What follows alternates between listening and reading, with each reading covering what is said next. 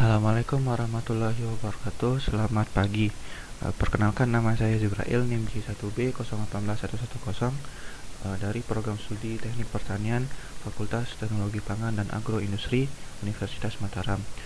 Di sini saya akan mempresentasikan tentang pertanian digital yang berjudul berbagai board microcontroller beserta jenis sensor. Yang pertama kita akan membahas tentang board microcontroller. Board microcontroller yang pertama itu ada Arduino. Adapun jenis-jenis Arduino yang sering digunakan untuk menjadi microcontroller. Yang pertama itu ada Arduino Uno R3. R3 merupakan versi dari Arduino Uno yang keluar pada tahun 2011 dengan chip Atmega 328P membuatnya menjadi open source board. Hal ini sangat menguntungkan karena dapat menyalin berbagai desain yang sudah ada dari Arduino. Yang kedua itu ada Arduino Duo.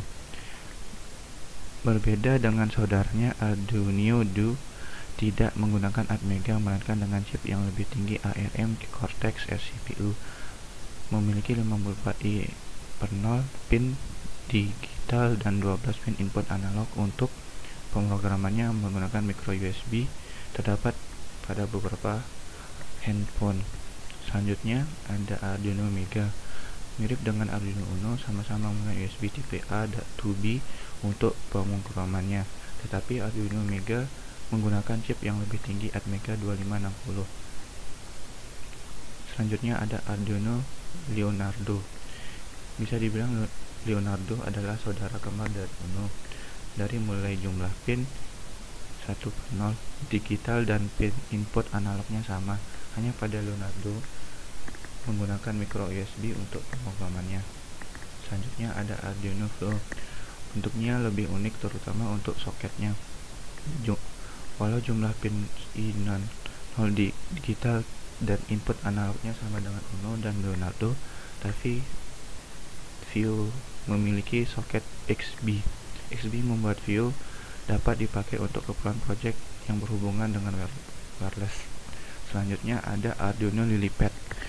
Bentuknya yang melingkar membuat LilyPad dapat dipakai untuk membuat project unik seperti membuat armor Iron Man misalkan. Hanya versi lamanya menggunakan Atmega 168, tapi masih cukup untuk membuat satu project keren. Selanjutnya ada Arduino Nano. Seperti namanya, Nano yang berukuran kecil dan sangat sederhana ini menyimpan banyak fasilitas. Sudah dilengkapi dengan FTDI untuk pemrogramannya lewat micro USB, 14 pin Uno digital dan 8 pin input analog, lebih banyak dari Uno. Dan ada yang menggunakan Atmega 168 atau Atmega A328. Selanjutnya ada Arduino Mini. Fasilitasnya sama dengan yang dimiliki Nano, hanya tidak dilengkapi dengan micro USB untuk pemrogramannya, dan ukurannya hanya 30 mm x 18 mm saja. Selanjutnya ada Arduino Micro. Ukurannya lebih panjang dari Nano dan Mini karena memang fasilitasnya lebih banyak, yaitu memiliki 20 pin 0 digital dan 12 pin input analog. Selanjutnya ada Arduino Ethernet. Ini Arduino yang sudah dilengkapi dengan fasilitas Ethernet. Membuat Arduino ini dapat berhubung melalui jaringan LAN pada komputer. Untuk fasilitas pada pin I dan I/0 digital dan input analognya sama dengan Uno. Selanjutnya ada Arduino Explora. Rekomendasi bagi kita yang mau membuat gadget seperti smartphone karena sudah dilengkapi dengan joystick, button, dan sebagainya. Kita hanya perlu tambahkan LCD untuk lebih mempercantik Explorernya. Selanjutnya ada Arduino Robot. Ini adalah paket komplit dari Arduino yang sudah dibentuk robot. Sudah dilengkapi dengan LCD, speaker, roda, sensor infrared, dan semua yang kita butuhkan untuk robot sudah ada pada Arduino ini.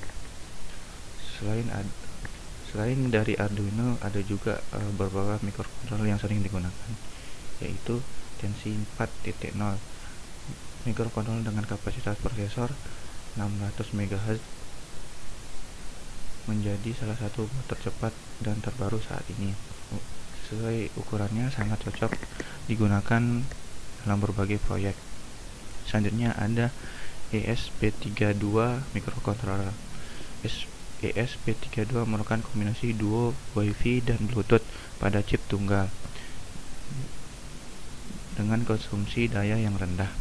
Selanjutnya ada Raspberry Pi 4. Raspberry Pi ini rilis pada tahun 2019 menjadi board tercepat saat ini. Board ini dapat membuat benda elektronik tingkat menengah dengan kapasitas RAM 4 GB dan arus 1,2 ampere. Selanjutnya ada Backbone Black. Sebagai salah satu board dengan harga miring, Backbone Black dapat dihubungkan dengan PC atau laptop dalam waktu 5 menit lewat kabel USB. Selanjutnya ada ESP826 microcontroller. Board berukuran kecil ini memiliki kemampuan beroperasi pada proyek berbasis IoT. Kelebihannya lainnya adalah bisa dipakai untuk membuat asisten pribadi seperti Jarvis atau Friday punyanya Tony Stark. Selanjutnya ada Quark D2000. Sebagai salah satu board terkuat, memiliki banyak kendali daripada microcontroller lainnya. Ini adalah microcontroller 32 bit yang jalan pada 30 MHz, 8000 SRIM dan 32 kHz. Satunya ada ESP8266 microcontroller. Microcontroller satu ini memiliki konsumsi daya yang rendah dengan RAM 4K, dapat jadi alternatif Arduino Uno R3. Terdapat pula perangkat lunak pemrograman khusus IDE untuk pemrogramannya dan debug atau Energia yang dinilai lebih ramah penggunaannya yang menyerupai IDE Arduino. Selanjutnya ada Node MCU. Node MCU adalah jenis microcontroller yang lebih dikenal sebagai platform Internet of Things atau IoT. Node MCU menggunakan firmware scripting 2. Node MCU dapat diprogram melalui micro USB port yang tersedia pada board. Selanjutnya kita masuk ke jenis sensor. Yang pertama itu ada sensor sidik, berfungsi sebagai akses keamanan ciri. Cara kerjanya yaitu dengan membuat sidik jari yang akan dikirimkan ke microcontroller untuk diproses. Selanjutnya ada sensor peer yang berfungsi sebagai pendeteksi adanya gerakan. Cara kerjanya dengan membaca pergerakan objek yang memancarkan inframerah termasuk manusia. Selanjutnya ada sensor akselerometer dan gyroscope, berfungsi sebagai pengukur percepatan objek bergerak secara dinamis maupun statis. Selanjutnya ada sensor listrik yang berfungsi khusus untuk melakukan pengukuran terhadap segala sesuatu yang berhubungan dengan kelistrikan. Contohnya itu ada sensor arus listrik tipe ACS712 20 ampere, berfungsi mengukur besarnya arus listrik pada rangkaian. Yang kedua ada sensor tegangan tipe ZMPT101B, berfungsi mengukur tegangan listrik pada suatu rangkaian. Selanjutnya ada sensor cahaya. Pada dasarnya sensor cahaya ini merupakan resistor yang nilainya dapat berubah-ubah sesuai dengan intensitas cahaya yang masuk atau mengenai permukaannya. Selanjutnya ada sensor lokasi, berfungsi mengirimkan lokasi koordinat tempat sensor tersebut berada, biasanya disebut juga dengan sensor GPS. Selanjutnya ada sensor ketinggian air atau water level sensor, mengukur ketinggian dari objek yang berupa zat cair seperti air, bensin, solar, minyak, dan sejenisnya. Kekurangan dari sensor ini dapat diukur hanyalah ketinggian yang mengenai lempengannya saja. Selanjutnya ada sensor suhu dan kelembapan. Sensor yang memiliki dua fungsi sekaligus, yaitu mengukur suhu dan kelembapan secara bersamaan. Contohnya itu ada sensor DHT11 yang mengukur suhu dan kelembapan dengan output digital yang murah dengan tingkat akurasi kurang lebih 2 derajat Celcius untuk suhu dan kelembapan sekitar 5%. Tingkat akurasi lebih tinggi dari sensor DHT11. Sensor kelembapan. Untuk mengukur kelembapan udara yang ada di sekitar, cara mengonversi besaran kelembapan menjadi tegangan. Contoh tipe sensor kelembaban adalah 808H5F5. Selanjutnya ada sensor suhu berfungsi untuk melakukan pengukuran suhu atau temperatur terhadap sebagai objek. Contoh sensor suhu tipe LM35 mengukur suhu dengan mengubah besaran suhu di besaran listrik dalam bentuk tegangan. Selanjutnya ada sensor suhu tipe DS1820. Sensor suhu seri terbaru mampu mendeteksi suhu dari min 55 derajat Celcius sampai 25 derajat Celcius dengan akurasi kurang lebih 0,5 derajat Celcius. Selanjutnya ada sensor tekup. Memiliki fungsi unik yang itu mendeteksi kelengkungan. Sensor ini akan berubah resistensi akibat adanya perubahan lengkungan pada bagian sensor, biasanya sebagai pengontrol game pada sarung tangan pengali. Selanjutnya ada sensor barcode. Fungsi utama yaitu membaca dan memindai informasi yang ada di barcode. Contoh tipe dari sensor ini yaitu MCR12. Selanjutnya ada sensor suara. Fungsi sensor suara adalah merubah besaran suara menjadi listrik, di mana nilai diperoleh didasarkan atas besarnya gelombang yang masuk. Yang kedua ada sensor jarak. Fungsinya adalah mengukur jarak suatu objek ada di dekat sensor. Berbagai macam sensor jarak antara lain sensor ultrasonik HC-SR04 atau sensor ping, berfungsi membaca jarak yang ada di depannya menggunakan pantulan ultrasonik. Kira-kira cara kerjanya mirip seperti radar. Selanjutnya ada sensor proximity infrared, berfungsi mengukur jarak dengan memanfaatkan pemantulan sinar inframerah. Selanjutnya ada sensor tekanan. Fungsi utama sensor ini adalah mengukur besarnya tekanan pada suatu objek, baik itu berupa zat, cair, gas maupun zat padat. Contoh macam-macam sensor tekanan adalah MPX 2050 GP. Kemudian selanjutnya ada sensor deteksi kecepatan RPM. Sensor yang satu ini berfungsi mengukur kecepatan roda. Salah satu jenis sensor pendeteksi kecepatan Arduino adalah LM393. Selanjutnya ada sensor magnet. Fungsi utama dari sensor magnet adalah mendeteksi ada tidaknya medan magnet yang berada di sekitar sensor.